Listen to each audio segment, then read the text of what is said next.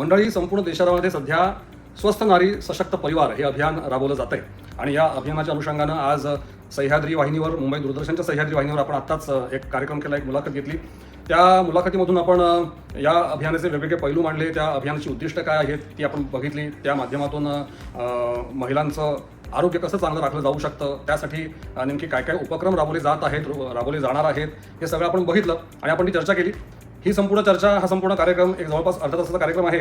आपल्याला खाली दिलेल्या लिंकवरती आपण तो पुन्हा एकदा पाहू शकता, वारंवार पाहू शकता, तो पाहत राहा अशी मी तुम्हाला विनंती करतो. या चर्चेमध्ये सहभागी झाले होते ते सुद्धा या अभियानाविषयी थोडक्यात सांगतील आपल्याला. स्वस्थ नारी सशक्त परिवार हे एक अत्यंत चांगलं अभियान आहे केंद्र शासन आणि राज्य शासनामार्फत. हे संपूर्ण देशात आणि आपल्या राज्यात सुद्धा आपण ते राबवतोय.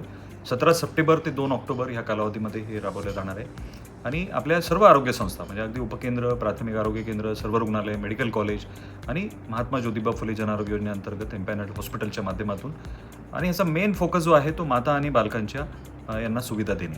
त्यामुळे सर्व ज्या माता भगिनी आहेत त्यांना मी आवाहन करेल की सर्व आपल्या आरोग्य सुविधा केंद्रांच्या माध्यमातून आपण या योजनेचा लाभ घ्यावा आणि त्याबाबत मी शासनाच्या वतीने आपल्याला सर्वांना आवाहन करतो.